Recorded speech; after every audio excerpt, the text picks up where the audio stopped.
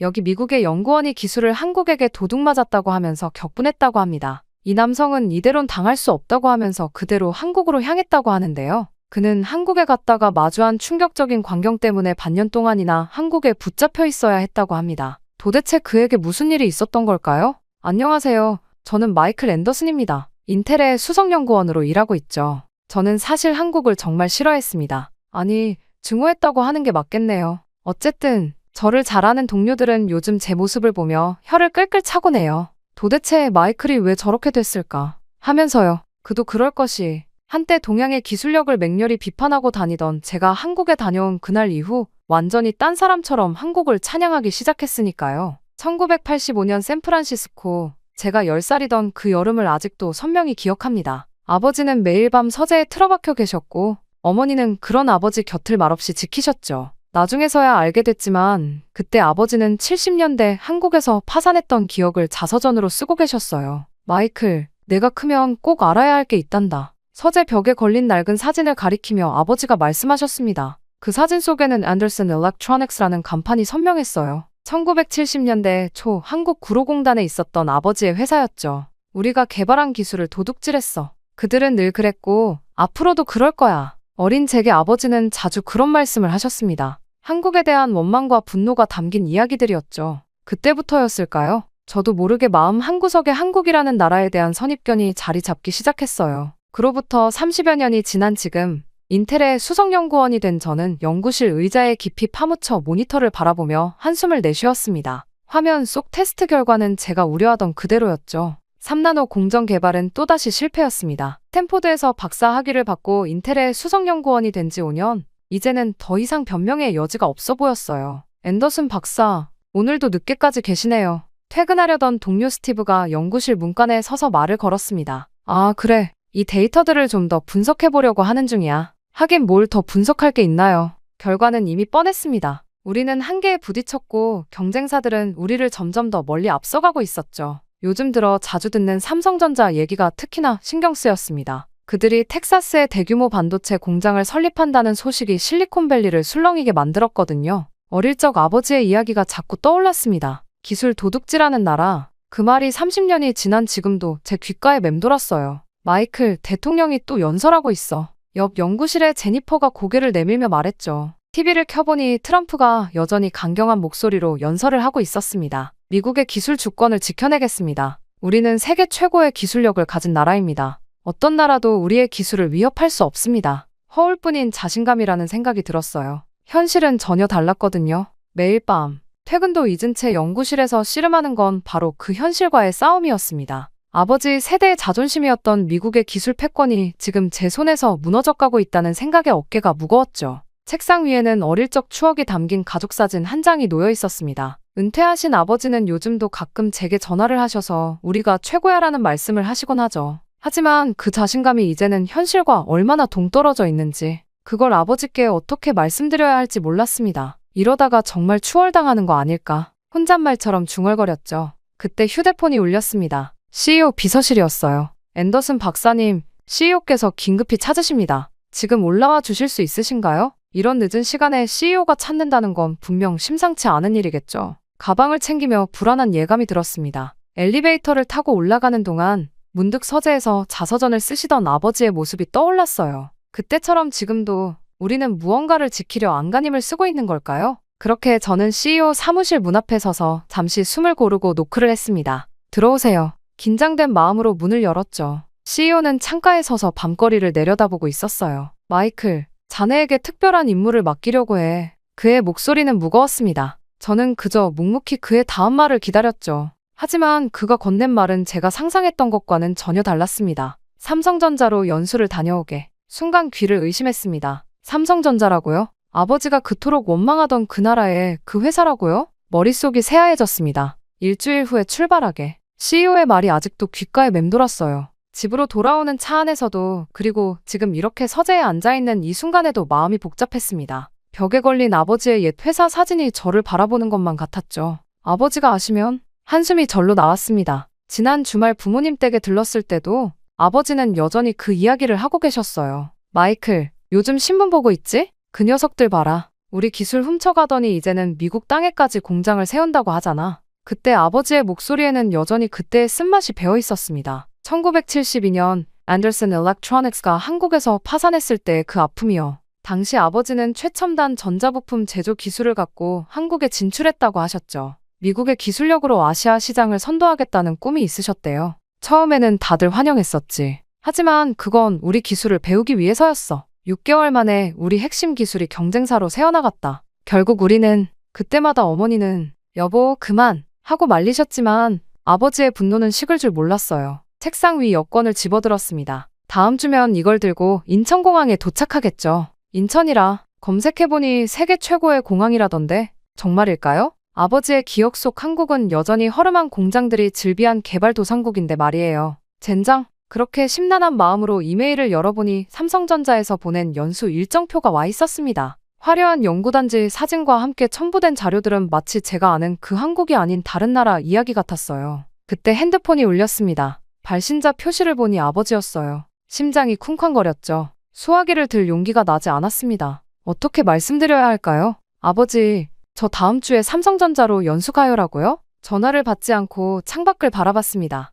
실리콘밸리의 밤하늘에는 별이 총총했어요. 문득 서재 책장에 꽂혀있는 아버지의 자서전이 눈에 들어왔습니다. 실패한 아메리칸 드림. 그 책에는 한국에서의 쓰라린 기억들이 상세히 적혀 있었죠. 삐빅, 안녕하세요. 마이클. 아버지예요. 통화할 수 있으면 연락 줘요. 결국 받지 못한 전화는 음성 메시지로 남았네요. 한숨이 다시 나왔습니다. 연구실 동료들의 반응도 복잡했어요. 대부분은 걱정스러운 눈치였죠. 마이클, 괜찮겠어? 그 사람들 만나면 우리 기술 다 빼앗기는 거 아니야? 혹시 이게 정리해고 수순 아닐까? 트럼프는 또 뭐라고 할까? 하지만 CEO의 지시는 분명했습니다. 자네가 우리 회사의 마지막 희망일세. 그들이 어떻게 우리를 따라잡았는지, 아니, 어쩌면 이미 추월했는지 파악해와야 해. 서랍을 열었어요. 그곳에는 제가 스탠포드 박사과정 때 쓴 논문이 있었습니다. 미국 반도체 산업의 미래 전략? 그때만 해도 저는 자신만만했죠. 우리가 영원히 세계를 선도할 거라 믿었으니까요. 띠링. 이번엔 어머니한테서 문자가 왔네요. 아들 바쁘구나. 아버지가 걱정돼서 전화하셨나봐. 주말에 시간 되면 좀 들러줄래? 한숨이 또 나왔습니다. 주말에 부모님을 뵙는다면 이번엔 꼭 말씀드려야 할 텐데. 하지만 그 말을 꺼내는 순간 아버지의 표정이 어떨지 상상이 되질 않았어요. 창가에 서서 달력을 바라봤습니다. D7. 이제 일주일 뒤면 저는 아버지의 상처가 시작된 그곳으로 가게 되는 거네요. 아버지도 그때 이렇게 복잡한 마음이었을까요? 서재 벽에 걸린 사진 속 젊은 아버지의 모습이 저를 바라보는 것 같았습니다. 저는 그렇게 심란한 마음으로 한국행 비행기에 탔습니다. 꼬박 하루의 비행 끝에 인천공항에 도착했을 때의 첫 느낌을 잊을 수가 없네요. 비행기에서 내려 터미널로 들어서는 순간 제가 알던 한국의 이미지가 완전히 무너져 버렸거든요. 이게 정말 한국 맞나? 중얼거리며 주위를 둘러보았습니다. 아버지가 들려주신 이야기 속 한국은 좁고 지저분한 공항에 영어 한마디 통하지 않는 곳이었는데 제 눈앞의 광경은 전혀 달랐어요. 천장까지 닿은 유리창 너머로 쏟아지는 자연광, 최첨단 자동화 시스템, 그리고 어디서나 보이는 영어 안내판까지. 앤더슨 박사님 되시죠? 그렇게 게이트를 막 빠져나왔을 때 정장 차림의 젊은 남성이 유창한 영어로 저를 맞이했습니다. 삼성전자 연구원이라고 자신을 소개하는 그의 모습에서 어떤 후진국의 흔적도 찾아볼 수 없었죠. 박재현이라고 합니다. 앞으로 6개월간 박사님의 가이드를 맡게 됐어요. 그때 저는 그의 명함을 받아들며 살짝 당황했습니다. MIT 박사 출신에 실리콘밸리 근무 경력까지 있다니 이런 인재가 왜 한국에 있는 걸까요? 공항에서 나와 화성 연구단지로 향하는 차 안에서도 혼란스러웠어요. 고속도로 양옆으로 펼쳐진 도시의 풍경은 마치 미래도시를 연상케 했거든요. 불과 50년 만에 이렇게 변할 수 있다는 게 믿기지 않았습니다. 저기가 삼성전자 반도체 연구단지입니다. 보이는 거대한 캠퍼스를 가리키며 박재현 연구원이 말했죠. 마치 한 도시를 옮겨놓은 듯한 규모에 다시 한번 놀랐어요. 생각보다 훨씬 큰데요? 다들 그렇게 말씀하세요. 이게 다 연구동이에요. 생산 라인은 따로 있죠. 그렇게 입구에 도착하자 철저한 보안 검색이 이어졌습니다. 모든 전자기기를 수거하고 특수 제작된 연구용 기기만 사용할 수 있다고 하더군요. 우리 인텔보다 더 삼엄한 보안 체계에 놀라지 않을 수 없었어요. 이쪽으로 오시죠. 연구원들이 기다리고 있습니다. 회의실에 들어서자 10명 남짓한 연구원들이 반갑게 맞아주었어요. 모두 30대 초중반으로 보이는 젊은 인재들이었죠. 그들의 자기소개를 들으며 또 한 번 충격을 받았습니다. 스탠포드, MIT, 버클리, 세계 최고의 대학에서 박사 학위를 받은 이들이 왜 하필 한국의 삼성을 선택한 걸까요? 앤더슨 박사님, 저희가 준비한 프레젠테이션이 있습니다. 저희 연구소의 현재 기술 수준과 앞으로의 계획을 간단히 설명드리겠습니다. 스크린에 나타난 자료들을 보며 숨이 멎는 것 같았어요. 이건 우리가 꿈꾸기만 하던 수준이었습니다. 이 데이터들이 정말 실제 결과인가요? 의심스러운 마음에 물었죠. 그러자 한 연구원이 웃으며 대답했습니다. 직접 실험실로 가보시겠습니까? 그렇게 시작된 연구소 투어는 저희 모든 선입견을 무너뜨리기에 충분했어요. 최첨단 장비들, 끝없이 이어지는 클린룸, 그리고 24시간 돌아가는 연구라인까지. 이곳은 제가 알던 기술 도둑질하는 나라의 모습이 아니었습니다. 그렇게 숙소로 배정된 게스트하우스에 도착해서야 긴장이 풀렸네요. 창밖으로 보이는 연구단지의 야경이 마치 SF 영화의 한 장면 같았어요. 침대에 누워 천장을 바라보며 생각했습니다.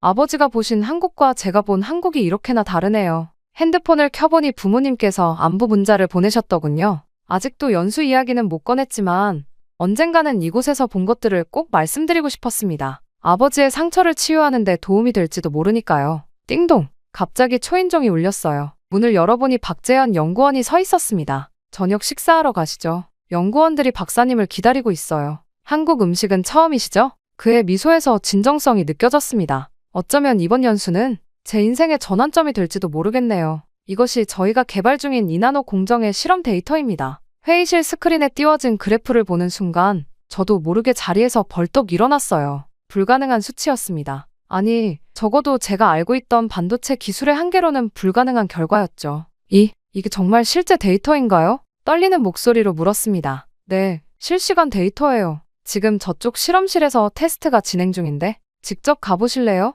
김도윤 수석연구원이 씩 웃으며 말했죠. 그의 나이가 저보다 어린 33이라는 게 더욱 충격적이었어요. 클린룸으로 들어가기 위해 방진복으로 갈아입는 동안에도 머릿속이 복잡했습니다. 일주일 전만 해도 저는 우리 인텔의 기술력을 의심하지 않았어요. 삼성이 따라잡았다는 소문이 있었지만 솔직히 반신반의했었죠. 이쪽입니다. 앤더슨 박사님. 실험실에 들어서자 익숙하면서도 낯선 광경이 펼쳐졌어요. 기본적인 장비들은 인텔과 비슷했지만 곳곳에 보이는 새로운 장비들이 눈에 띄었습니다. 저희가 자체 개발한 검사 장비예요. 기존 장비로는 이나노 공정을 제어하기가 힘들어서 한 연구원의 설명을 들으며 장비를 살펴보았죠. 놀라웠어요. 그들은 단순히 반도체 기술뿐만 아니라 그것을 구현하기 위한 장비까지 자체 개발하고 있었던 겁니다. 어떻게 이런 혁신이 가능했죠? 제 질문에 김도윤 수석이 잠시 생각에 잠기더니 대답했습니다. 실패를 두려워하지 않는 문화가 가장 큰 것 같아요. 매일 밤늦게까지 실험하고 실패하고 또 도전하고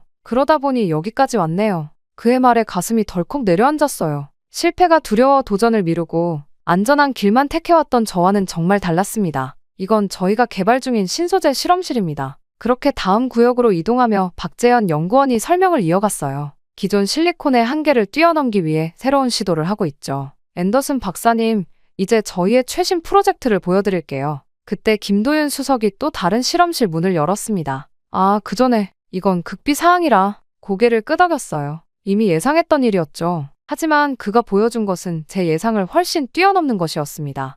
설마? 네, 일나노 공정을 위한 예비 실험입니다. 순간 현기증이 났어요. 일나노라니. 우리는 아직 3나노도 완성하지 못했는데 그들은 이미 그 다음 단계를 준비하고 있었던 겁니다. 연구원들이 막 퇴근하려는 시간인데 저녁 식사 자리를 마련했어요. 오늘 보신 것들에 대해 더 이야기를 나눌 수 있을 것 같네요. 박재현 연구원의 말에 고개를 끄덕였지만 머릿속은 여전히 혼란스러웠어요. 방진복을 벗고 나오는 길에 휴대폰을 확인했습니다. 아버지께서 또 부재 중 전화를 남기셨네요. 문득 죄책감이 밀려왔어요. 전화를 받지 않은 지도 벌써 일주일이 넘었으니까요. 앤더슨 박사님, 준비되셨나요? 고개를 들어보니 연구원들이 저를 기다리고 있었습니다. 그들의 얼굴에서 자부심과 열정이 느껴졌어요. 아버지, 제가 본 이곳은 아버지의 기억 속 한국이 아니에요. 그들이 우리를 따라잡은 게 아니라 어쩌면 우리가 그들을 따라잡아야 하는 건지도 모르겠네요. 그렇게 저는 한숨을 깊게 내쉬며 연구원들과 함께 저녁 식사를 위해 발걸음을 옮겼습니다. 오늘 본 것들을 어떻게 보고해야 할지,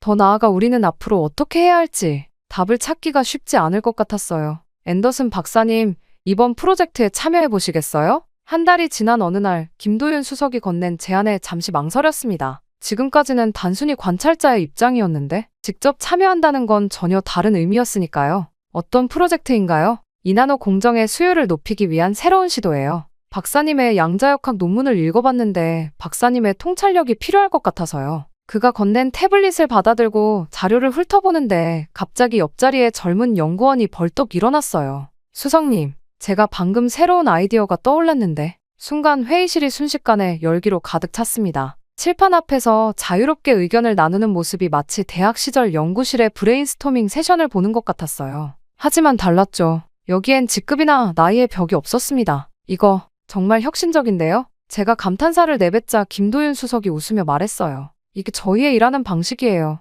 수직적인 회의 문화로는 진정한 혁신이 나올 수 없다고 생각하거든요. 문득 인텔에서의 회의들이 떠올랐습니다. 모든 발언은 서열에 따라 이루어졌고 젊은 연구원의 과감한 제안은 대부분 위험 부담이라는 이유로 기각되곤 했었죠. 앤더슨 박사님의 생각은 어떠세요? 순간 긴장이 됐어요. 지금까지 저는 이런 자유로운 토론 문화가 없는 곳에서만 일해왔으니까요.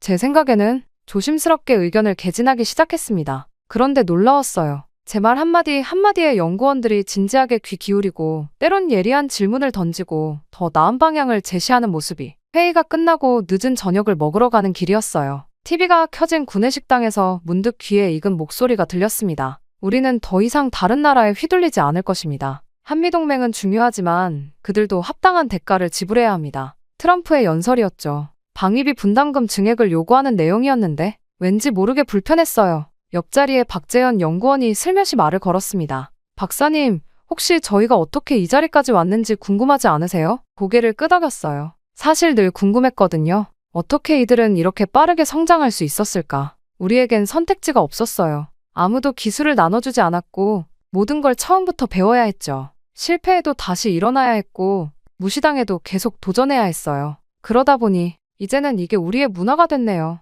그의 말에 가슴 한켠이 찌릿했습니다. 문득 아버지의 말씀이 떠올랐어요. 그들은 우리 기술을 훔쳐갔어. 정말 그랬을까요? 아버지가 오해하신 것일 수 있겠다는 그런 생각이 들었습니다. 그렇게 혼란스러운 마음을 뒤로하고 저는 연구실로 돌아와 노트북을 열었어요. 한 달간 기록한 관찰 일지를 보면서 생각에 잠겼습니다. 이들의 기술력은 분명 독자적인 것이었어요. 아니, 어쩌면 우리보다 더 앞서 있을지도 있었습니다. 띵동! 그때 메일 알림이 울렸어요. CEO가 보낸 중간 보고서 요청이었습니다. 어떻게 써야 할까? 솔직히 말하면 될까? 우리가 그동안 얼마나 우물안개구리였는지. 창밖으로 보이는 연구동의 불빛이 반짝였습니다. 밤늦게까지 불 켜진 실험실에서는 아직도 젊은 연구원들이 열정을 불태우고 있겠죠. 여보세요, 아버지. 며칠째 받지 않았던 전화를 드디어 걸었습니다. 아버지, 제가 지금 어디 있는지 아세요? 떨리는 목소리로 말을 이어갔어요. 이제는 더 이상 진실을 숨길 수 없었으니까요. 그리고 어쩌면 아버지의 상처도 저의 편견도 이제는 치유될 때가 된 것 같았습니다. 실은 제가 앤더슨 박사님 아버님 회사를 알고 있습니다. 퇴근 후 맥주 한 잔을 하던 중에 김도윤 수석이 꺼낸 말에 손에 든 잔을 떨어뜨릴 뻔했어요. 한 달 전 아버지께 제가 있는 곳을 말씀드린 후로 부모님과는 어색한 침묵이 이어지고 있던 참이었죠. 앤더슨 일렉트로닉스 맞으시죠? 어떻게? 제 은사님이셨던 분이 그때 그 회사에서 일하셨거든요. 박사님 아버님의 자서전도 읽어봤고요. 술잔 너머로 그의 눈빛이 진지해졌습니다. 사실 그때 상황은 아버님이 아시는 것과는 조금 달랐어요. 김 수석은 태블릿을 꺼내 오래된 신문 스크랩들을 보여주었습니다. 70년대 초 한국 전자산업의 태동기에 대한 기록들이었어요. 당시 한국 정부는 외국 기업들의 기술 이전을 적극적으로 추진했어요. 하지만 대부분의 기업들이 거절했죠. 기술 유출을 우려해서 스크롤을 내리자 낯익은 사진이 나왔습니다. 앤더슨 일렉트로닉스의 개업식 사진이었어요. 아버지가 한국 관계자들과 악수하는 모습이. 앤더슨 회장님은 달랐어요.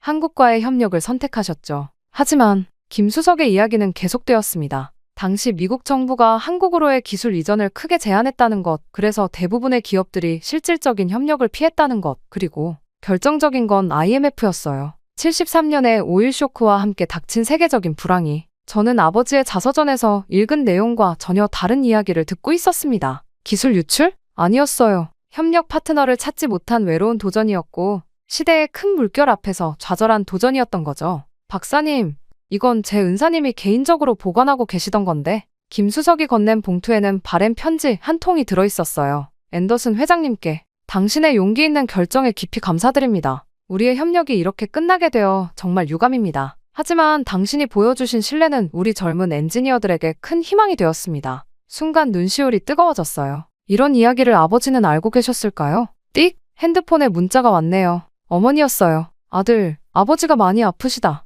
집에 좀 들어올 수 있니? 순간 머리가 하얘졌습니다. 김수석이 걱정스러운 눈빛으로 물었어요. 무슨 일 있으신가요? 아버지가 제가 여기 있다는 걸 알고 나서부터 많이 우울해하셨나 봐요. 어제는 결국 쓰러지셨대요. 그럼 당장 가보셔야. 하지만 프로젝트는 제가 책임질게요. 박사님은 먼저 아버님께 가세요. 다음 날 아침 비행기를 예약하고 숙소로 돌아오는 길이었습니다. 가방을 싸면서 김수석이 건넨 자료들을 다시 한번 살펴봤어요. 그리고 전화기를 들었습니다. 어머니, 내일 돌아갈게요. 그런데 한 가지 부탁이 있어요. 아버지 서재에 있는 자서전 원고 아직 보관하고 계시죠? 침묵 끝에 어머니가 대답하셨어요. 그럼 아직 있단다. 왜? 제가 아버지의 이야기를 좀 더 자세히 알고 싶어요. 그리고 제가 본 것들도 아버지와 나누고 싶어요. 공항으로 향하는 차 안에서 옛 신문 스크랩들을 다시 읽어보았습니다. 50년이 지난 지금 그때의 앙상한 공장 부지에는 세계 최첨단의 연구단지가 들어서 있고 그때에 배우려 했던 젊은이들은 이제 세계를 선도하는 과학자가 되어 있었어요.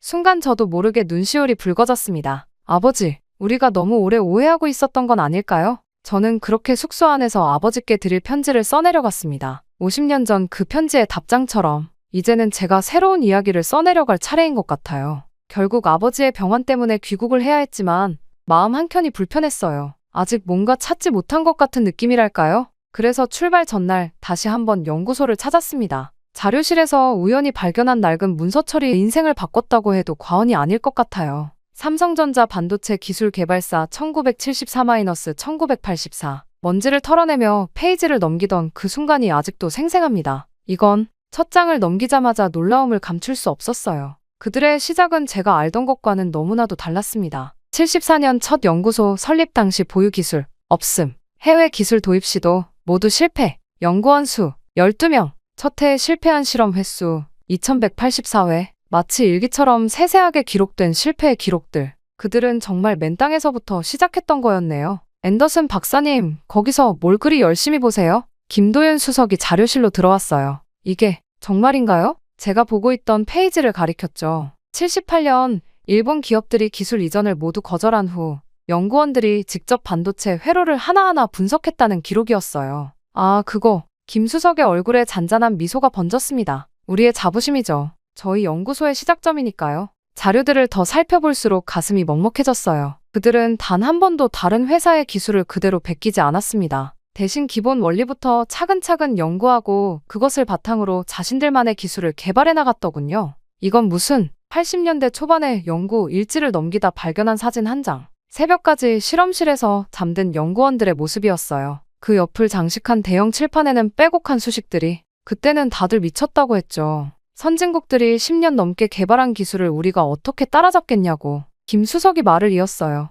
하지만 그들은 달랐어요. 따라잡기가 아니라 뛰어넘기를 목표로 했으니까요. 문득 아버지의 회사가 파산하던 73년이 떠올랐습니다. 이런 움직임이 시작되고 있었던 걸까요? 아버지가 보지 못한 혹은 보지 않으려 했던 어떤 변화가. 박사님, 이것도 한번 보세요. 김수석이 건넨 태블릿에는 최근 10년간의 특허 출원 현황이 띄워져 있었습니다. 그래프는 충격적이었어요. 단순한 기술 따라잡기로는 절대 불가능한 수치였죠. 우리가 지난 50년간 쌓아온 건. 그의 목소리가 조용히 이어졌습니다. 남의 것을 훔치는 게 아니라 우리만의 새로운 길을 개척하는 거였어요. 자료실의 창문으로 석양이 들어왔어요. 붉은 빛이 오래된 문서들을 비추자 마치 과거의 시간들이 되살아나는 것 같았습니다. 저는 핸드폰을 꺼내 사진을 몇 장 찍었어요. 이걸 아버지께 보여드려야겠다는 생각이 들었거든요. 어쩌면 아버지의 실패는 실패가 아니었을지도 모릅니다. 그저 시대가 필요로 했던 작은 씨앗이었던 거죠. 앤더슨 박사님, 문서들을 정리하려는데 김 수석이 다시 말을 걸었어요. 혹시 이제 좀 이해되시나요? 우리가 왜 이렇게 자부심을 가지고 있는지. 저는 고개를 끄덕였습니다. 이제야 알 것 같았어요. 그들이 이룩한 건 단순한 기술의 발전이 아니었어요. 불가능을 가능으로 바꾼 인간의 의지, 그리고 그 과정에서 형성된 독특한 혁신의 문화. 그것이 진정한 그들의 성과였던 거죠.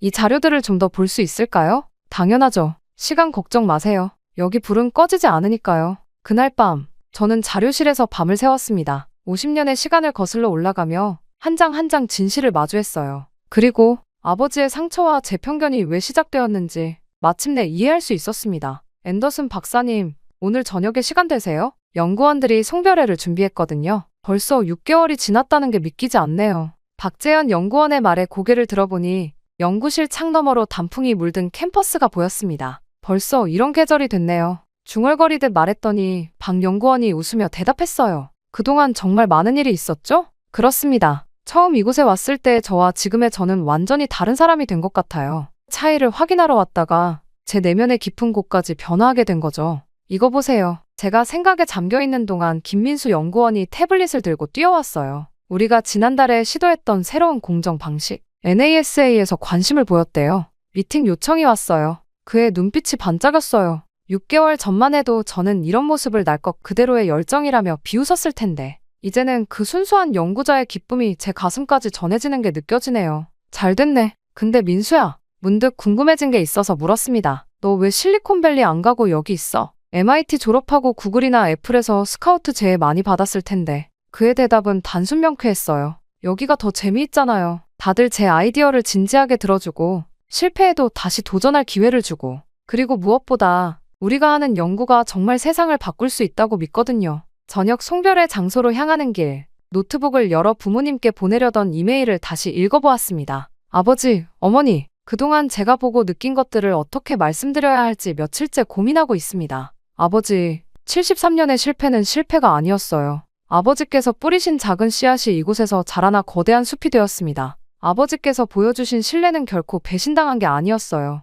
그들은 그 신뢰를 밑거름 삼아 자신들만의 길을 개척했고 이제는 세계를 선도하는 기술 강국이 되었습니다. 다음 주에 돌아가면 제가 직접 보여드리고 싶은 것들이 많아요. 앤더슨 박사님, 이쪽이에요. 생각에 잠겨 있는데 연구원들이 부르는 소리가 들렸어요. 고개를 들어보니 단체 사진을 찍자며 손짓하고 있었죠. 자, 하나, 둘, 셋, 김치! 플래시가 터지는 순간 문득 깨달았습니다. 제가 이들과 찍은 첫 단체 사진에서는 어색하게 웃고 있었는데 이제는 자연스럽게 웃을 수 있게 됐다는 거려. 박사님, 이거 드릴게요. 김도윤 수석이 작은 상자를 건넸습니다. 열어보니 연구원들의 서명이 가득한 실험용 웨이퍼였어요. 우리나라 최초의 반도체가 새겨진 웨이퍼예요. 일라노급 최신 제품은 아니지만 의미가 있을 것 같아서요. 목이 메었습니다. 이건 단순한 기념품이 아니었어요. 그들의 시작점이자 제 편견이 깨어진 증거물이었죠. 이제 미국으로 돌아가시는데 많이 그리울 것 같아요. 박재현 연구원이 말했어요.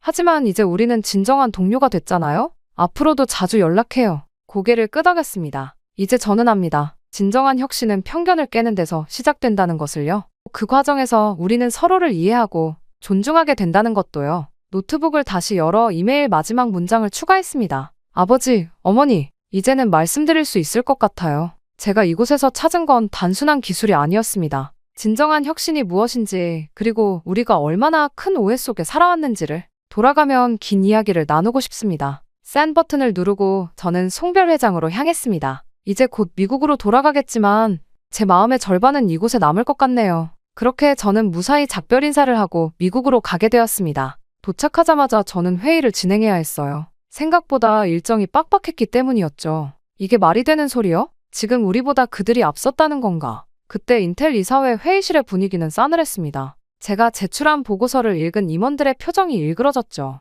특히 스미스 부사장의 목소리에는 노골적인 적대감이 묻어났어요. 앤더슨 박사, 자네가 6개월 동안 뭘 하다 왔는지 모르겠네만 이런 보고서는 도저히 받아들일 수 없어. 천천히 심호흡을 하며 대형 스크린을 가리켰습니다. 이건 실제 데이터입니다. 삼성전자는 이미 2나노 공정 양산을 준비 중이고 1나노 공정 개발도 상당 부분 진행됐어요. 우리가 지금 말도 안 되는 소리. 스미스 부사장이 책상을 내리쳤어요. 그들이 우리를 따라잡았다고. 난 절대 믿을 수 없네. 그때 TV에서 트럼프 대통령의 목소리가 흘러나왔습니다. 우리는 미국의 기술을 보호할 것입니다. 어떤 외국 기업도 우리의 주권을 위협할 수 없습니다. 씁쓸하게 웃었어요. 현실을 직시하지 못하는 건 이분만이 아니었나 봅니다. 여러분, 천천히 자리에서 일어났습니다. 우리가 지금 가장 경계해야 할 건 우리의 자만심입니다. 제가 한국에서 본 건 프레젠테이션을 시작했어요. 삼성전자의 연구 문화, 젊은 연구원들의 열정, 그리고 그들만의 혁신적인 접근 방식까지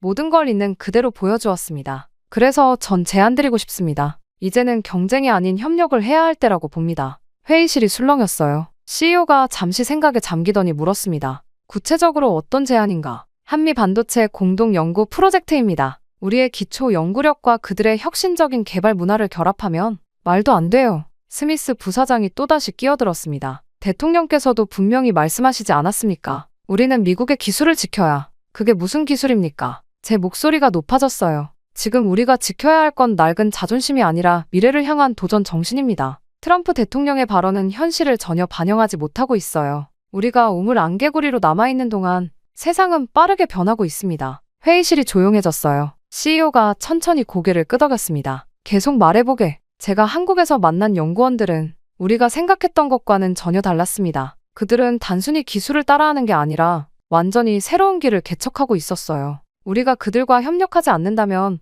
오히려 우리가 뒤처질 수 있습니다. 그렇게 자료를 하나씩 보여주며 설명을 이어갔습니다. 김도윤 수석과 함께 준비했던 협력 프로젝트 제안서, 구체적인 기술 교류 방안, 그리고 예상되는 시너지 효과까지. 하지만 정부의 정책이 누군가 걱정스럽게 말을 꺼냈어요. 정책은 바뀔 수 있습니다. 하지만 우리가 이 기회를 놓친다면 역사는 바뀌지 않아요. 여러분, 우리는 선택해야 합니다. 허상에 사로잡혀 뒤처질 것인가? 아니면 현실을 직시하고 새로운 도전을 할 것인가? 저는 그들에게 마지막 슬라이드를 보여주었습니다. 한국 연구원들과 찍은 단체 사진이었어요. 이들은 이미 우리의 경쟁자가 아닙니다. 함께 미래를 열어갈 동반자가 될 수 있어요. 긴 침묵이 이어졌습니다. 그리고 마침내 CEO가 입을 열었어요. 구체적인 계획을 수립해보게. 다만 조심스럽게 접근해야 할 거야. 현 정부의 기조를 감안해서. 회의실을 나서는데 핸드폰이 울렸네요. 김도윤 수석이었어요. 박사님, 어떻게 됐나요? 첫 발을 내딛는 데는 성공했어요.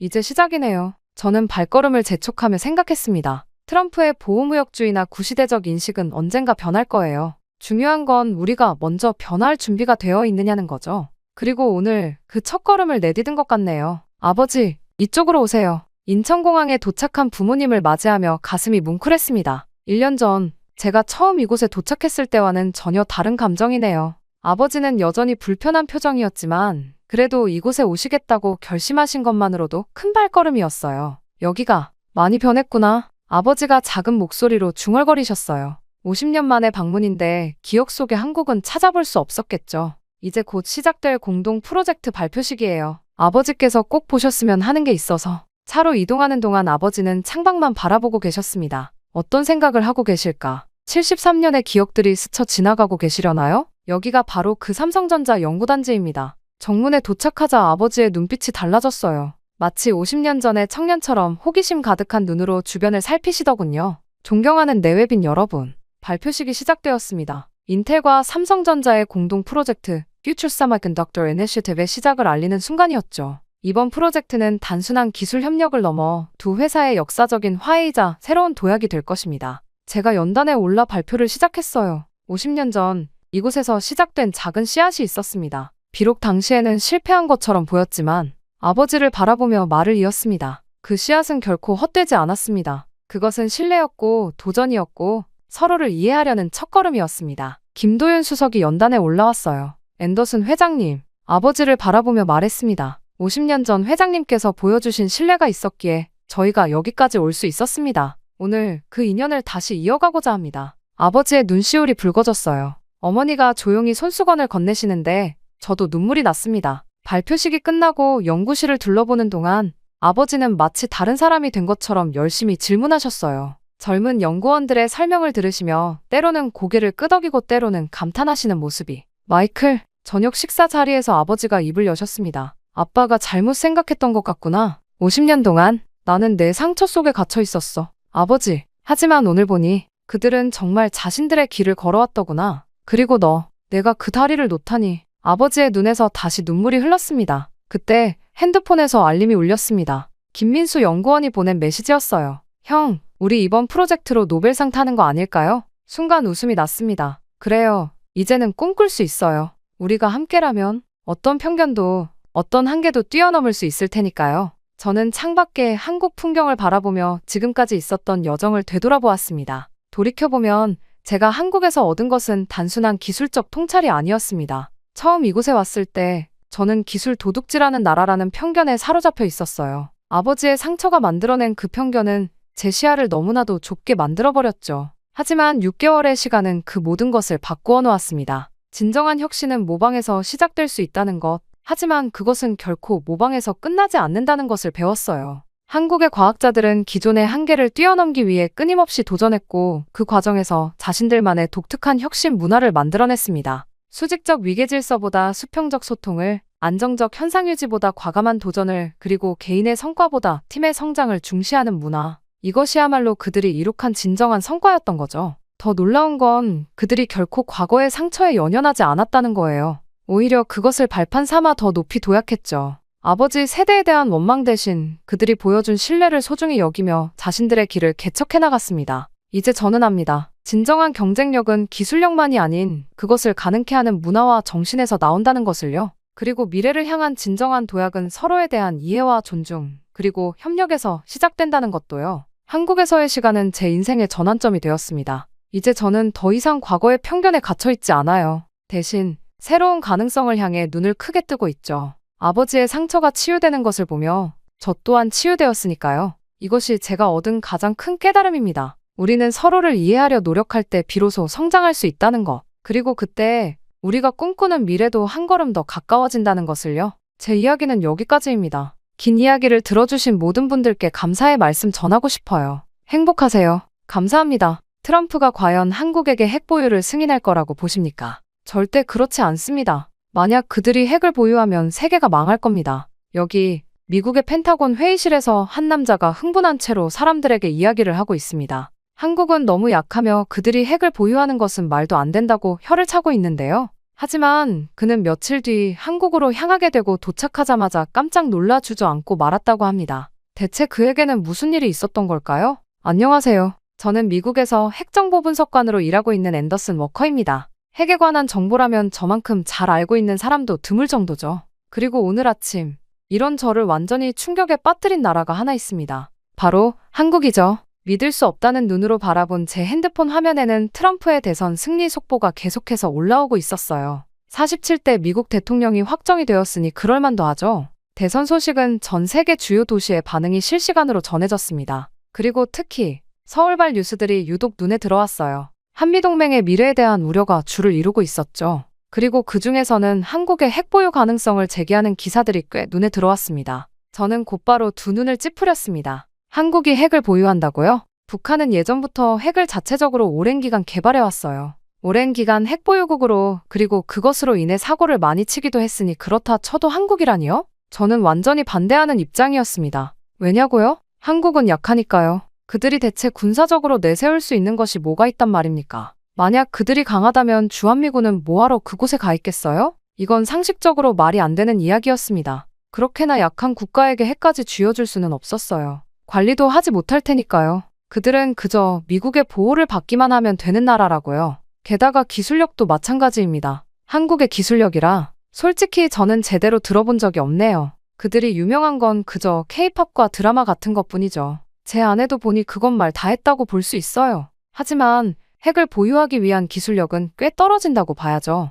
핵은 정말 위험하고 민감한 일입니다. 저희나 되어야 보유해도 괜찮다고 보아야 한다고요. 물론 몇 국가들이 보유를 하고 있기는 하지만 한국의 기술력으론 멀었습니다. 10년 전 그들의 논문을 본 적이 있는데 그들의 정보와 기술력은 아직 멀었다는 것이 느껴졌거든요. 아무리 오래전이라고는 하지만 한국이 핵을 보유하게 된다면 어떠한 사고가 일어날지 모르는 일이었어요. 그랬기에 이런 약한 국가에게 핵을 보유하게 한다면 저는 무조건 반대를 해야 한다고 생각했습니다. 그러다 갑자기 울리는 전화의 생각이 중단됐습니다. 국방부 번호였어요. 앤더슨 박사님, 오후 4시까지 펜타곤으로 와주실 수 있으신가요? 매우 긴급한 사안입니다. 이후 알겠다고 하고 수화기를 내려놓기도 전에 또 다른 전화가 걸려왔습니다. 바로 CIA 시절 제 파트너였던 존 케인이었어요. 지금은 국가안보회 NSC에서 일하는 그의 목소리는 평소와 달리 긴박했습니다. 펜타곤 브리핑 전에 먼저 만나자는 제안을 했고 30분 후 리처드슨 카페에서 만나기로 했습니다.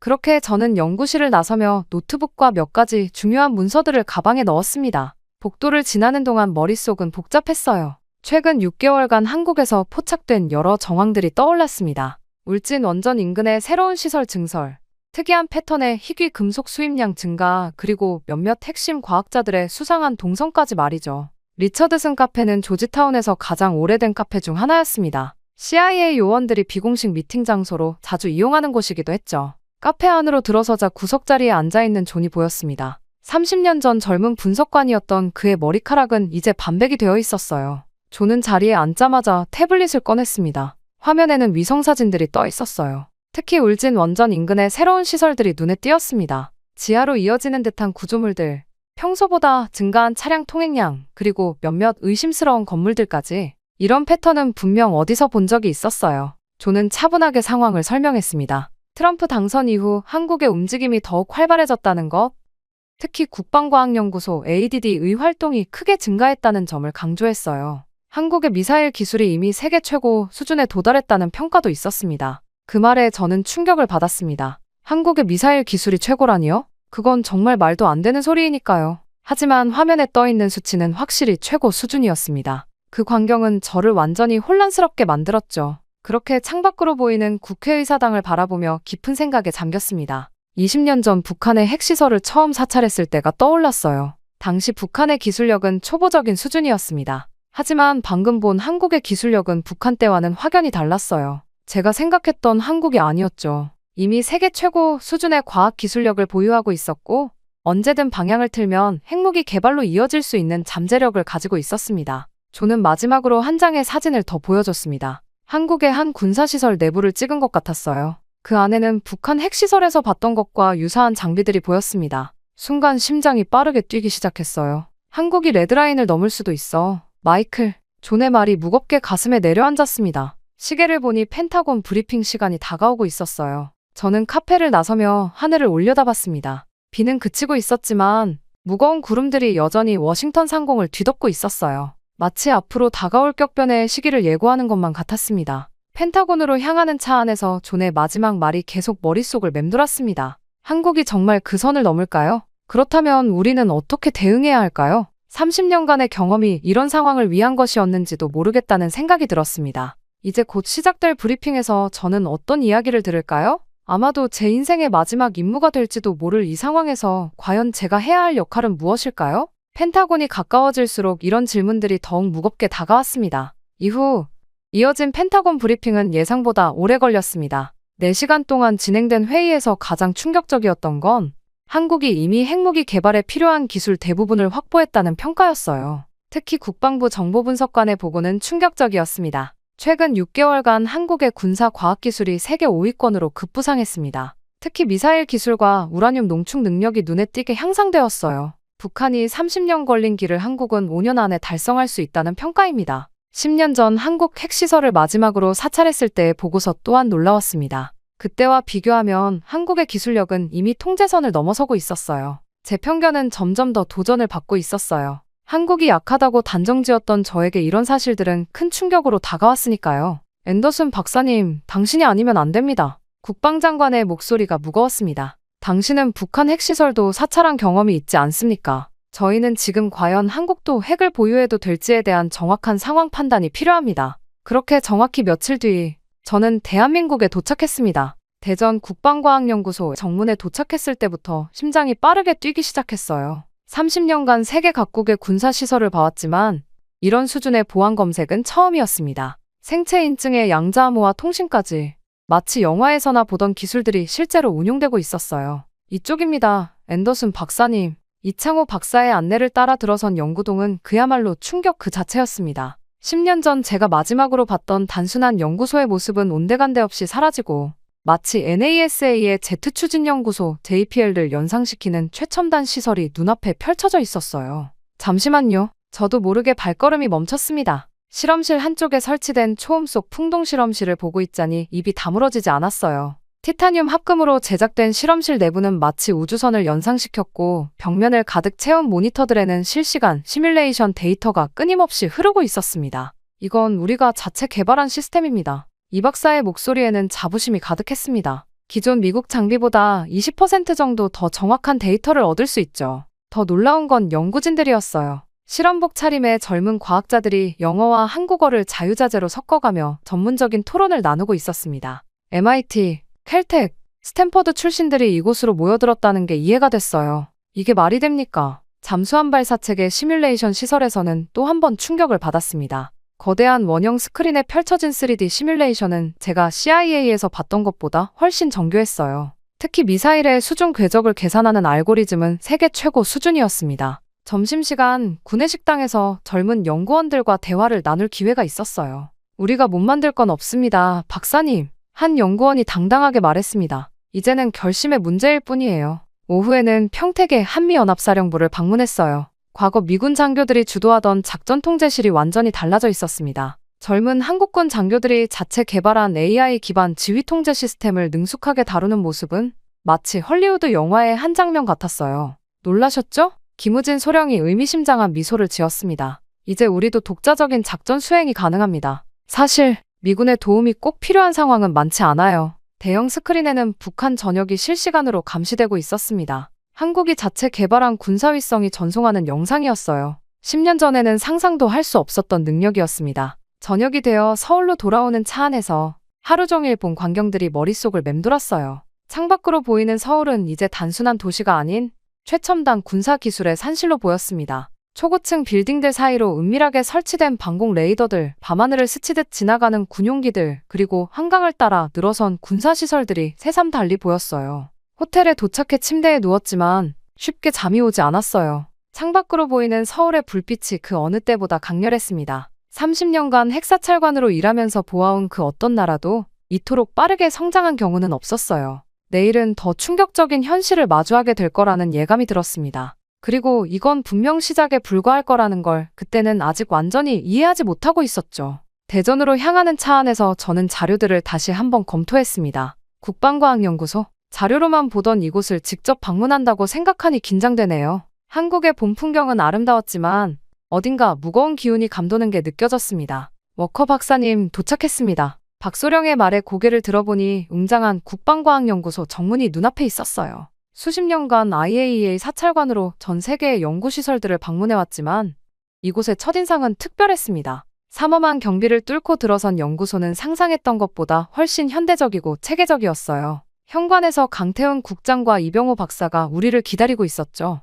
자료에서 봤던 것처럼 이병호 박사는 해군에서 제독을 지낸 후 국방과학연구소에서 핵심 프로젝트를 이끌고 있는 인물입니다. 워커 박사님, 멀리서 오시느라 고생하셨습니다. 우리 연구소가 기대하신 것보다 더 인상적이길 바라요. 이병호 박사의 자신감 넘치는 미소가 인상적이었어요. 연구소 내부로 안내받으며 곳곳에서 첨단 장비들과 바쁘게 움직이는 연구원들의 모습이 눈에 들어왔습니다. 브리핑룸에 도착하자 이병호 박사가 프레젠테이션을 시작했어요. 우리의 국방과학 기술은 세계 최고 수준입니다. 특히 SLBM 개발에서 주목할 만한 성과를 이뤘죠. 스크린에 나타난 데이터들은 충격적이었습니다. 현재 개발 중인 SLBM은 2000km 이상의 사거리를 확보했으며 오차 범위도 목표치의 50m 이내로 줄였다고 해요. 수중 발사 시스템의 안정성도 이미 수차례 시험을 통해 검증했다는군요. 특히 놀라운 건 잠수함에서의 발사 성공률이 95% 이상을 기록하고 있다는 점이었습니다. 현재 우리는 원자력 추진 잠수함 기술도 상당 부분 확보했습니다. 이병호 박사의 설명이 이어졌어요. 원자로 소형화와 방사선 차폐 기술에서 큰 돌파구를 찾았죠. 미국의 도움 없이도 독자 개발이 가능한 수준입니다. 강태훈 국장이 조심스럽게 끼어들었습니다. 워커 박사님, 이제 좀 더 민감한 사안을 공유하고자 합니다. 이쪽으로 오시죠. 저희는 보안이 한층 강화된 별도의 회의실로 자리를 옮겼어요. 강태훈 국장은 문을 굳게 잠그고 방음 시스템을 작동시켰습니다. 솔직히 말씀드리면 우리는 연료 재처리 기술도 상당한 수준으로 보유하고 있습니다. 강태훈 국장의 목소리가 낮아졌어요. 물론 현재는 연구 수준에 머물러 있지만 필요하다면 즉시 실용화할 수 있죠. 저는 숨을 깊게 들이마셨습니다. IAEA 본부에서 받은 브리핑은 한국의 실제 기술력을 한참 과소평가하고 있었던 게 분명해요. 국제사회가 알고 있는 것보다 한국은 훨씬 더 앞서 있었습니다. 대부분의 나라들이 한국의 기술력을 과소평가하고 있어요. 이병호 박사가 진지한 표정으로 말을 이었습니다. 하지만 우리는 더 이상 누군가의 도움이 필요하지 않습니다. 이제는 스스로를 지킬 수 있는 힘이 있죠. 회의실의 공기가 무거워졌어요. 저는 노트에 빠르게 메모를 해가며 이 모든 정보가 의미하는 바를 정리했습니다. 한국은 이미 기술적으로는 핵무장이 가능한 수준에 도달해 있었고 이제 남은 것은 정치적 결단뿐이었죠. 강태훈 국장이 창가로 다가가 잠시 밖을 내다보았습니다. 창 너머로 보이는 연구소의 첨단 시설들이 한국의 숨겨진 저력을 상징하는 것만 같았어요. 사실 오늘 보여드린 것은 빙산의 일각입니다. 강태훈 국장이 다시 자리로 돌아와 말했어요. 실험실을 몇 군데 더 안내해드리고 싶은데 박소령이 일정을 체크해 주시겠어요? 박소령이 태블릿을 확인하더니 고개를 끄덕였습니다. 다음 일정까지 1시간 30분 정도 여유가 있습니다. 이병호 박사가 자리에서 일어났어요. 그럼 먼저 추진체 연구동으로 가보시죠. 워커 박사님께서 특히 관심 가지실 만한 것들이 있습니다. 연구동으로 이동하는 동안 저는 머릿속으로 지금까지 본 자료들을 정리했습니다. 무엇보다 인상적인 건 이곳의 분위기였어요.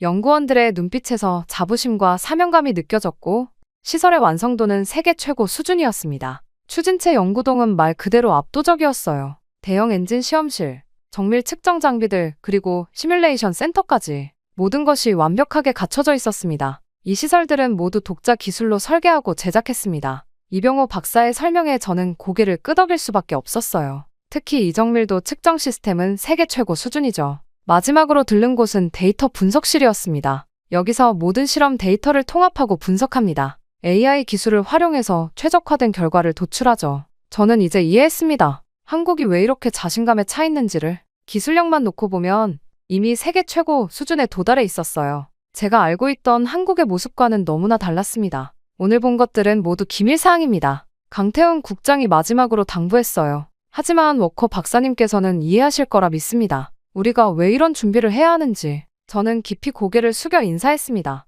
귀중한 시간 내주셔서 감사합니다. 이곳에서 본 것들은 제 예상을 훨씬 뛰어넘었네요. 연구소를 나서는 길에 박소령이 다음 일정을 안내했습니다. 차에 오르며 저는 마지막으로 한 번 더 국방과학연구소 건물을 돌아봤어요. 이곳에서 본 것들이 앞으로 어떤 영향을 미치게 될지 그 무게감이 어깨를 무겁게 했습니다. 청와대 지하 벙커로 향하는 차 안에서 저는 심장이 빠르게 뛰는 것을 느꼈습니다. 국방과학연구소에서 본 한국의 기술력이 아직도 머릿속을 맴도네요. 이제 곧 한국의 군 수뇌부들과 마주하게 된다는 생각에 긴장감이 더해졌습니다. 워커 박사님 도착했습니다. 박소령을 따라 청와대 후문으로 들어서자 삼엄한 경비가 눈에 띄었어요. 여러 겹의 보안 검색을 거친 후 우리는 지하로 향하는 엘리베이터에 탑승했습니다. 지하 벙커는 제가 상상했던 것보다 훨씬 현대적이었어요. 벽면을 가득 채운 디스플레이들은 한반도 전역의 군사 상황을 실시간으로 보여주고 있었습니다. 워커 박사님 기다리고 있었습니다. 합참의장이 먼저 다가와 악수를 청했어요. 회의실에는 이미 국방장관을 비롯한 군 수뇌부들이 자리하고 있었습니다. 디지털 시계가 오후 3시를 가리키고 있었죠. 12분 안에 결론을 내야 합니다. 국방장관이 시계를 가리키며 말했어요. 북한의 핵위협이 임계점을 넘어섰다고 판단됩니다. 대형 스크린에 북한의 최신 핵 능력 분석 자료가 표시되었습니다. 현재 우리가 파악한 바로는 합참의장이 설명을 시작했어요. 북한이 보유한 핵탄두는 최소 60개에서 최대 100개로 추정됩니다. 특히 우려되는 것은 그들의 소형화 기술이 7차 핵실험을 앞두고 있다는 점입니다. 정보 분석 결과 이번 실험에서는 수소폭탄 소형화에 성공할 가능성이 매우 높아요. 다음 화면에는 북한의 최근 핵미사일 능력이 상세히 표시되었습니다. 고체연료 ICBM의 실전 배치 현황, 극초음 속 미사일의 정확도 향상, 그리고 SLBM 발사 성공률까지 모든 지표가 충격적인 수준이었죠. 이에 우리는 자체 핵억제력 확보를 위한 3단계 계획을 세워보았습니다. 국방장관이 새로운 화면을 띄웠어요. 1단계는 즉각적 핵억제력 구축 단계입니다. 기존에 확보한 핵연료 재처리 시설을 즉시 가동하고 이미 개발된 미사일 기술을 접목해 6개월 내 최초의 핵무기 실전 배치를 목표로 합니다. 우리는 이미 충분한 양의 플루토늄과 고농축 우라늄을 확보했죠. 합참의장이 다음 슬라이드로 넘어갔어요. 2단계는 전술핵 체계 완성 단계로 12개월 이내 완료가 목표입니다. 전국 각지에 지하 경납고를 건설하고 이동식 발사대 20기를 배치할 계획이죠. 특히 북한 전역을 타격할 수 있는 중거리 핵미사일 전력을 우선 확보합니다. 이를 위한 은닉 시설들은 이미 건설 중입니다. 마지막 슬라이드가 나타났습니다. 3단계는 전략핵 억제력 완성 단계입니다. 36개월 내에 SLBM 탑재 원자력 잠수함 세척을 전력화하고 ICBM급 장거리 핵미사일도 배치합니다. 이를 통해 완전한 핵 삼축 체계를 구축하는 것이 최종 목표죠. 해군 참모총장이 보충 설명을 했습니다. 현재 우리 해군은 이미 원자력 추진 잠수함 도입을 위한 기반을 마련했습니다. 잠수함 승조원들의 훈련도 비밀리에 진행 중이에요. 실행 가능성 검토 결과를 말씀드리겠습니다. 합참의장이 새로운 자료를 보여주었어요. 기술적 측면에서는 ADD의 검증을 마쳤습니다. 특히 핵탄두 소형화와 미사일 결합 기술은 이미 완성 단계에 있죠. 예산은 향후 5년간 총 82조 원이 소요될 것으로 예상됩니다. 공군 참모총장도 의견을 냈습니다. 현재 우리 공군의 F-35A 전력과 핵무기를 결합하면 북한의 어떤 도발에도 즉각 대응이 가능합니다. 이를 위한 조종사 훈련 계획도 수립되어 있어요. 가장 중요한 것은 시간입니다. 국방장관의 목소리가 단호했어요. 벽면의 시계는 이제 11분이 지나가고 있었죠.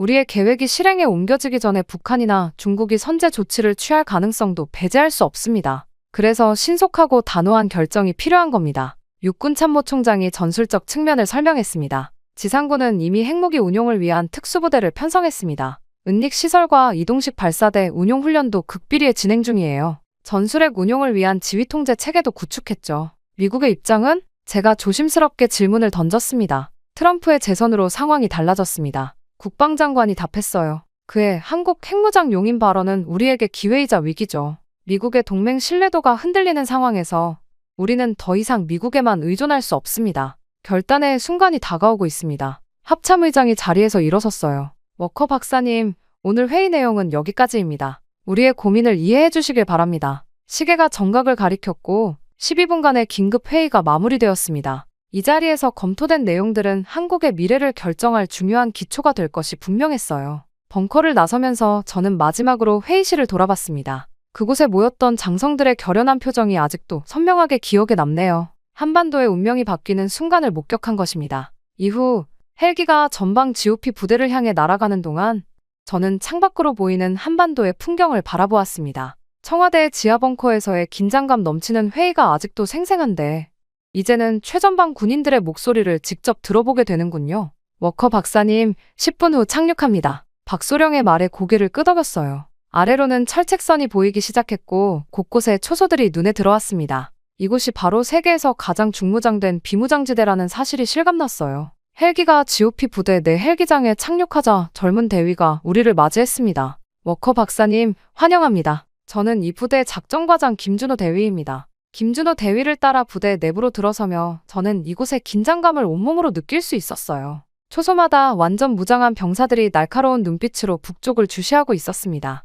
이쪽이 우리 부대 작전통제실입니다. 김준호 대위가 문을 열었어요. 24시간 북한군의 동향을 감시하고 있죠. 작전통제실의 대형 스크린에는 북한군의 실시간 동향이 표시되고 있었습니다. 저기 보이시나요? 김준호 대위가 한 지점을 가리켰어요. 저곳에 북한의 새로운 미사일 기지가 들어서고 있습니다. 우리 정보망으로는 이미 핵탄두 저장고도 확인된 상태예요. 옆에서 근무 중이던 상황병이 갑자기 소리쳤습니다. 대위님, 북한군 동향 변화 감지됐습니다. 최근 일주일간 이동이 없던 부대에서 갑작스러운 움직임이 포착됐어요. 김준호 대위의 표정이 순식간에 긴장됐습니다. 실시간 영상 띄워주세요. 스크린에는 북한군 부대의 움직임이 생생하게 표시됐어요. 워커 박사님, 이런 상황이 일상입니다. 언제 진짜 상황이 벌어질지 모르죠. 저는 고개를 끄덕였습니다. 이곳에서는 긴장감이 일상이었던 거예요. 장병들의 사기는 어떻습니까? 직접 확인해 보시죠. 김준호 대위가 저를 초소로 안내했습니다. 초소에는 3명의 젊은 병사들이 근무 중이었어요.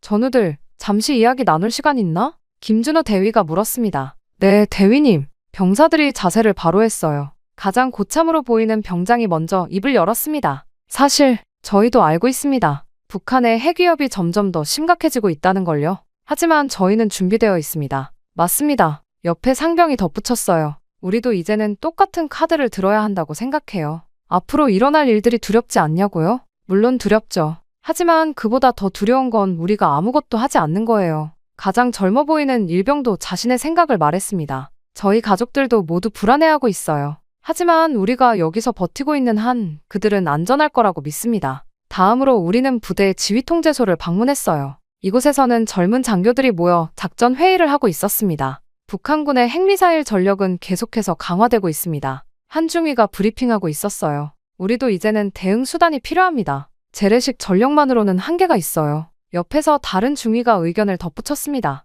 특히 우리가 우려하는 건 그들의 전술핵입니다. 실전 배치된 단거리 핵미사일들은 언제든 우리를 타격할 수 있는 상황이에요. 저는 이들의 이야기를 들으며 메모를 해나갔습니다. 이곳 최전선 장병들의 목소리는 청와대에서 들었던 군 수뇌부들의 우려와 정확히 일치했어요. 실제 군사대비태세는 어떻습니까? 제가 물었습니다. 김준호 대위가 답했어요. 우리는 24시간 완전작전 태세를 유지하고 있습니다. 특히 최근에는 화생방 방호훈련도 강화했죠. 핵무기 사용에 대비한 대피훈련도 정기적으로 실시하고 있고요. 부대 내벙커 시설도 둘러보았습니다. 이 시설은 핵공격에도 견딜 수 있도록 설계되었습니다. 시설관리 담당 소위의 설명이었어요. 2주 이상 지하에서 버틸 수 있는 물자도 확보해 두었죠. 마지막으로 우리는 부대 식당에 들렀습니다. 저녁 식사 시간이었는데도 장병들의 표정은 밝았어요. 그들과 이야기를 나누다 보니 이런 위험한 상황 속에서도 강한 책임감과 사명감으로 버티고 있다는 것을 느낄 수 있었습니다.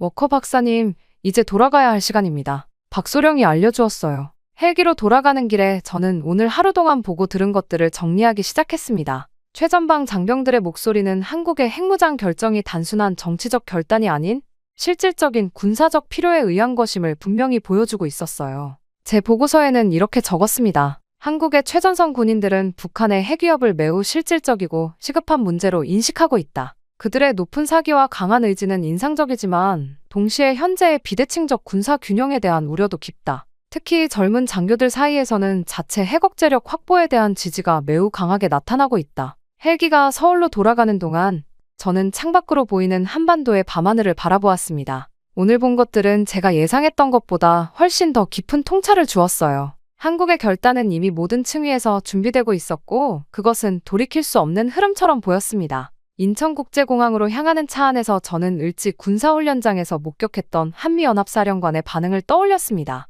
그의 긴장된 표정과 워싱턴과의 긴급한 통화들, 분명 무언가 큰 변화를 감지한 듯했어요. 주한미군 수뇌부들의 분위기도 심상치 않았습니다. 그들은 평택기지에서 긴급 회의를 소집했고 한국군과의 연합훈련 일정을 재검토하기 시작했어요. 새로운 정보가 들어왔습니다. 박소령이 태블릿을 보여주었어요. 주한미군은 이미 한국의 동향을 워싱턴에 상세히 보고한 상태였고 백악관에서는 긴급 안보회의가 소집되었다고 합니다. 특히 한미연합사령관의 최근 행보가 주목됐습니다. 그는 을지 훈련장을 떠난 직후 평택기지로 향했고 연이어 화상회의를 통해 미 합참과 논의를 이어갔어요. 주한미군 내부에서는 한국의 기술력에 대한 새로운 평가가 이뤄지고 있다는 소문이 들려왔습니다. 국제사회의 반응도 빠르게 나타났어요. 중국은 이미 특사를 한국에 파견하기로 결정했고 일본은 긴급 강요회의를 소집했습니다. 러시아도 동북아 정세 변화에 대한 우려를 표명했죠. 저는 IAEA 본부에 보낼 최종 보고서를 작성하기 시작했습니다.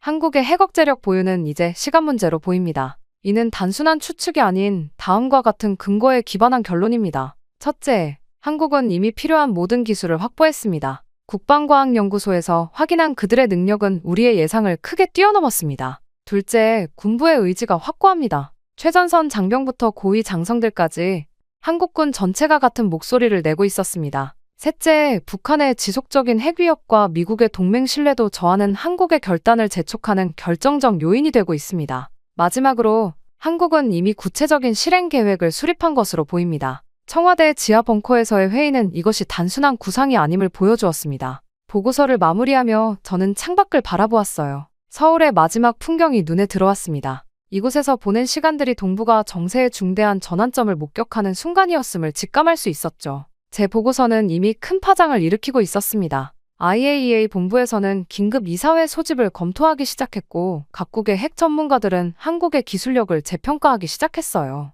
워커 박사님, 공항에 도착했습니다. 박소령의 말에 저는 깊은 숨을 내쉬었습니다. 이제 제가 할 일은 한국의 현실을 세계에 정확히 전달하는 것이었어요. 그들은 더 이상 과거의 한국이 아니었습니다. 새로운 핵 강국의 탄생이 목전에 와 있었고 세계는 이 변화에 준비해야 할 것입니다. 그동안 감사했습니다, 박소령님. 비행기에 오르며 저는 한국에서의 경험을 다시 한번 되새겨보았습니다. 처음 방문했을 때의 선입견이 얼마나 잘못된 것이었는지 이제는 분명히 알 수 있었어요. 한국은 제가 생각했던 것보다 훨씬 더 성숙한 나라였습니다. 그들의 기술력은 세계 최고 수준이었고 군사력은 완벽에 가까웠으며 무엇보다 국민들의 의지가 대단했어요. 국방과학연구소의 자부심 넘치는 연구원들, 청와대의 지하벙커에서 만난 결연한 군 수뇌부들, 그리고 최전선에서 만난 젊은 장병들의 눈빛까지 모든 것이 완벽히 준비된 강대국의 모습이었습니다. 비행기가 이륙하며 창밖으로 한반도의 마지막 모습이 보였어요. 저는 이제 확신할 수 있었습니다. 한국은 더 이상 누군가의 보호가 필요한 나라가 아니었어요.